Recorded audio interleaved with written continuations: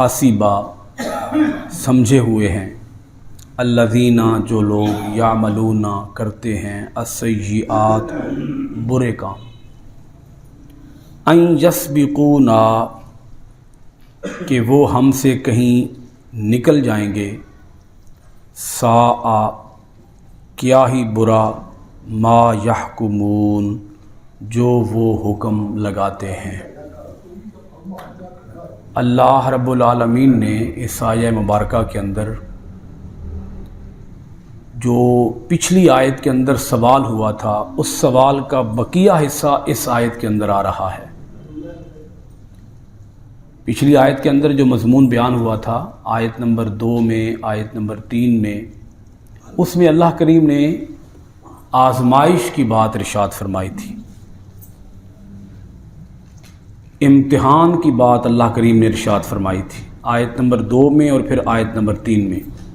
احسب الناس ان یترکوا ان یقولوا آمنا وہم لا یفتنون، کیا یہ لوگ سمجھ بیٹھے ہیں کہ وہ چھوڑ دیے جائیں گے صرف اتنا کہہ کر کہ ہم ایمان لے آئے اور وہ آزمائے نہیں جائیں گے؟ تو اس سوال کا جو بقیہ حصہ ہے وہ اس آیت کے اندر آ رہا ہے۔ اب اتنی بات پہلے سمجھ لیجئے کہ اللہ تعالیٰ آزماتا ہے، آزمائش ہر انسان کی ہو رہی ہے۔ تھوڑا سا میں آزمائش کے مفہوم کو واضح کروں گا، آپ کہیں صرف اتنا محدود سا مطلب نہ سمجھ بیٹھیے گا کہ آزمائش کا معنی ہے کہ غمی کا آ جانا، مصیبت کا آ جانا، کسی دکھ کا آ جانا، یہ آزمائش ہوتی ہے۔ یہ آزمائش کا بڑا تھوڑا اور چھوٹا معنی ہوگا اگر آپ مراد لیں گے تو۔ یعنی میں کہنا یہ چاہ رہا ہوں کہ صرف بیماری، صرف غم، صرف دکھ، صرف پریشانی یہی امتحان نہیں ہے، صرف یہی امتحان نہیں ہے، بلکہ اگر میں اس کا وسیع معنی بیان کروں تو اللہ تعالیٰ نے ہمیں جو کچھ عطا کیا ہے وہ بطور امتحان عطا کیا ہے۔ ہر چیز بطور امتحان ہے ہمارے پاس، حتیٰ کہ یہ جو زندگی ہے، ہماری زندگی، یہ جان، یہ جسم، یہ وجود، یہ شکل انسانی، یہ بھی اللہ تعالیٰ کی طرف سے امتحان ہے۔ یعنی جس انسان کو اللہ تعالیٰ نے زندگی دے دی ہے یہی اس کا بولیے کیا ہے؟ امتحان ہے۔ زندگی ہی امتحان ہے، زندگی کا مل جانا ہی امتحان ہے۔ کسی کو خوشی ملے یا کسی کو غمی ملے، یہ بھی امتحان ہے۔ آپ دیکھیں ہمارے وجود کے اندر جتنی طاقتیں ہیں اور قوتیں ہیں اللہ تعالیٰ نے وہ دی ہی امتحان کے لیے ہیں۔ مثلا آنکھیں عطا کی ہیں، بھئی کیوں عطا کی ہیں؟ آزمانے کے لیے کہ میرا بندہ ان آنکھوں سے کیا کرتا ہے۔ کان عطا کیے ہیں، کیا سنتا ہے۔ زبان عطا کی ہے، کیا بولتا ہے۔ ہاتھ عطا کیے ہیں، کیا پکڑتا ہے۔ اللہ تعالیٰ نے ہمیں سونگھنے کی طاقت عطا کی ہے، کیا سونگھتا ہے۔ آپ کسی بھی چیز کو باہر نہیں کر سکتے، آزمائش اور امتحان سے خارج نہیں کر سکتے کہ یہ چیز امتحان سے خارج ہے۔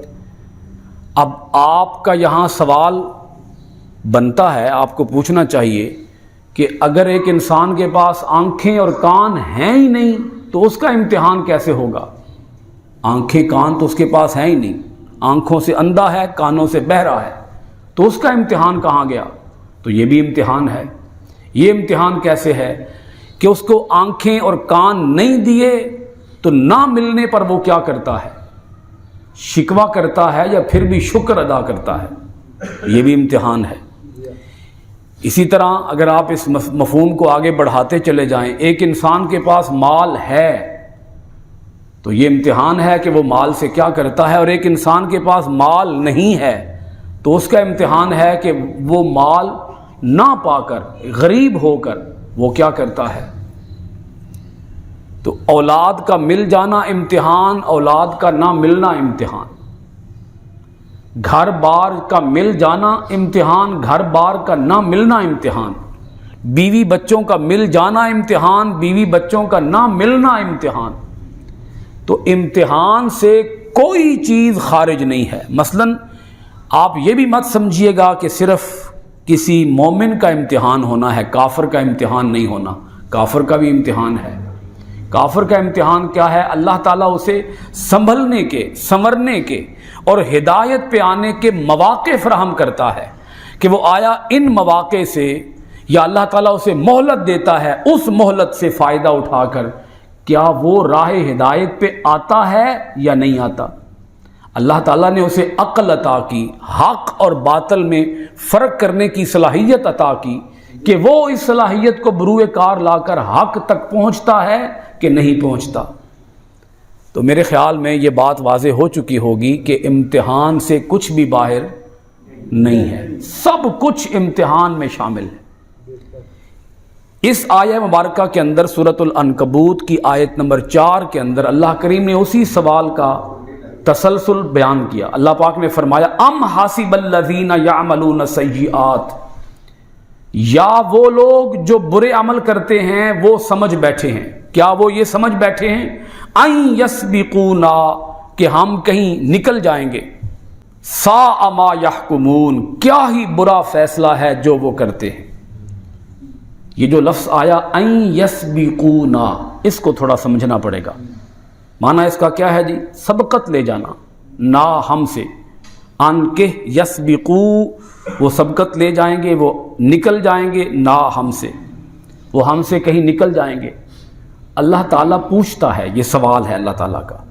اللہ تعالیٰ سوال کرتا ہے کہ وہ لوگ جو گناہوں میں مبتلا ہیں، حرام کاریوں میں ملوث ہیں، زنا میں، شراب میں، عیاشیوں میں، عللو تللو میں، چوری چکاری میں، قتل و غارت گری میں، ڈکیتی میں، جتنے بھی لوگ غلط کام، برے کام کر رہے ہیں، کیا وہ یہ سمجھ بیٹھے ہیں کہ وہ اللہ سے کہیں نکل جائیں گے، اللہ کی پکڑ سے باہر چلے جائیں گے، اللہ کی دسترس سے باہر چلے جائیں گے، اللہ کے قابو اور کنٹرول سے باہر چلے جائیں گے، اللہ تعالیٰ ان کے اوپر اپنی گرفت ڈال ہی نہیں سکے گا؟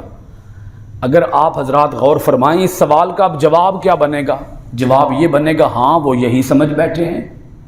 بھئی جو لوگ گناہوں میں مبتلا ہیں وہ یہی سمجھ بیٹھے ہیں نا کہ اللہ ہمیں پکڑ نہیں سکتا، ورنہ کس انسان کی جرت اور مجال کہ وہ گناہ کر جائے جبکہ اس کا یہ یقین ہو کہ اللہ مجھے دیکھ بھی رہا ہے، اللہ مجھے سن بھی رہا ہے، اللہ مجھے پکڑ بھی سکتا ہے، اللہ مجھے اپنی گرفت میں بھی لے سکتا ہے، اللہ مجھے اپنے عذاب کے شکنجے کے اندر بھی کس سکتا ہے۔ جس کو یہ معلوم ہے وہ تو گناہ کر ہی نہیں سکتا۔ تو یہ ہے معنی ان یسبقونا کا۔ اللہ پاک پوچھتا ہے کیا وہ یہ سمجھ بیٹھے ہیں کہ وہ ہم سے کہیں نکل جائیں گے، ہم سے آگے نکل جائیں گے، ہم سے کہیں دور چلے جائیں گے، ہم سے وہ فرار ہو جائیں گے، ہماری پکڑ سے وہ بھاگ کے کہیں وہ کوئی جائے پناہ ڈھونڈ لیں گے؟ کوئی ہے جائے پناہ جہاں سے ہم اللہ کے عذاب سے یا اللہ کی پکڑ سے بچ سکیں؟ کوئی ایسی جگہ نہیں ہے جہاں ہم اللہ کی پکڑ سے بچ جائیں، اللہ کی دسترس سے باہر چلے جائیں، اللہ کی گرفت میں نہ آ سکیں۔ کوئی ایسی جگہ نہیں ہے۔ ساء ما یحکمون، اللہ پاک فرماتا ہے کیا ہی برا ان کا فیصلہ ہے جو فیصلہ یہ کر کے بیٹھ گئے۔ وہ فیصلہ کیا کر کے بیٹھ گئے کہ ہم آگے نکل گئے، اب ہم اللہ کی پکڑ میں نہیں آ سکتے۔ اب اس میں یہ جو سوال ہے یہ ہر انسان سے سوال ہے، ماننے والوں سے بھی، نہ ماننے والوں سے بھی۔ اللہ تعالیٰ اپنی گرفت بتا رہا ہے کہ میری گرفت سے بچ کے کوئی جا ہی نہیں سکتا، کوئی جائے گا تو کہاں جائے گا؟ سورۃ العنکبوت کی آیت نمبر 5 کے اندر اللہ کریم نے پھر ان لوگوں کا ذکر کیا جو نیک اعمال کرتے ہیں۔ 4 میں ذکر کیا برے عمل کرنے والوں کا، اور سورۃ العنکبوت کی آیت 5 میں ذکر کیا نیک عمل کرنے والوں کا۔ اللہ تعالیٰ دونوں باتیں جوڑ کے کرتا ہے تاکہ سمجھنا آسان ہو جائے۔ فرمایا من کان یرجو لقاء اللہ، جو اللہ سے ملاقات پر یقین رکھتے ہیں۔ یرجو کا معنی ویسے امید رکھنا ہوتا ہے، لیکن جن لوگوں کو اللہ سے ملاقات کی امید ہے وہ امید نہیں ہے، وہ امید معنی یقین کا ہوگا۔ وہاں پر امید یقین کے معنی میں ہے، یعنی انہیں یہ یقین ہے کہ انہوں نے اللہ سے ملنا ہے۔ کچھ لوگ تو وہ ہیں جو انکار کرتے ہیں اللہ سے ملاقات کا، وہ قیامت کو مانتے ہی نہیں ہیں، آخرت کو مانتے ہی نہیں ہیں، اللہ سے ملاقات کو مانتے ہی نہیں ہیں۔ وہ کہتے ہیں نہ کوئی حساب ہے نہ کتاب ہے، جو مرضی ہے کرو، زندگی ایک ہی ہے، دوسری تو زندگی کوئی نہیں۔ لیکن کچھ لوگ ایسے ہیں جن کا اس بات پر یقین ہے، ایمان ہے، اس بات پر یقین ہے، اس بات پر کہ انہوں نے اللہ سے ملنا ہے۔ تو جنہیں اللہ سے ملاقات کا یقین ہے فَإِنَّ أَجَلَ اللَّهِ لَآتٍ، تو بے شک اللہ کی اجل ضرور آنے والی ہے، آنے والی ہے، ضرور آنے والی ہے۔ یہاں دو لفظ لگا کر اللہ پاک نے یقین دلایا، دو حرف، ایک انا اور ایک لام، یہ دونوں تاکید کے لیے اللہ پاک نے لگائے۔ انا بھی تاکید کے لیے، لام بھی تاکید کے لیے، تاکہ تمہارا شک دور ہو جائے۔ اس بات کے اندر ذرہ برابر بھی شک نہیں ہونا چاہیے کہ ہمیں اللہ سے ملنا ہے، ہماری اللہ سے ملاقات ہونی ہے، اللہ کے روبرو ہم نے پیش ہونا ہے، اللہ کے دربار میں، اللہ کے کٹہرے میں ہمیں کھڑا کیا جائے گا، زندگی کا ایک ایک سوال پوچھا جائے گا، ایک ایک نعمت کے بارے میں پوچھا جائے گا، کیونکہ یہ امتحان ہے نا، تو امتحان کے بعد پھر پیپر چیک ہوگا نا جی، زندگی کا پرچہ چیک ہوگا، اللہ تعالی ہم سے مواخذہ کرے گا، پوچھ گچھ کرے گا، جانچ پرکھ کرے گا، اللہ تعالیٰ پوچھے گا۔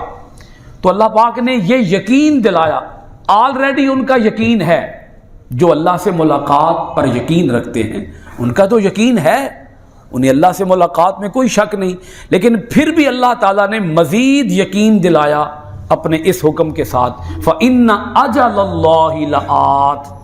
اب اجل کا معنی آپ وعدہ بھی کر سکتے ہیں، میعاد بھی کر سکتے ہیں۔ میعاد کا معنی کیا ہوتا ہے؟ مقررہ مدت، وہ جو اللہ سے ملنے کا وقت ہے وہ ضرور آنے والا ہے، وہ جو تمہاری موت کا وقت ہے وہ ضرور آنے والا ہے، وہ جو اللہ نے تم سے وعدے کر رکھے ہیں نیک اعمال کے کرنے پر، جنت کے وعدے، جزا کے وعدے، ثواب کے وعدے، وہ ضرور وعدے پورے ہونے والے ہیں۔ وَهُوَ السَّمِيعُ الْعَلِيمُ، اللہ ہی سننے والا ہے، اللہ ہی جاننے والا، خوب سننے والا ہے، خوب جاننے والا ہے۔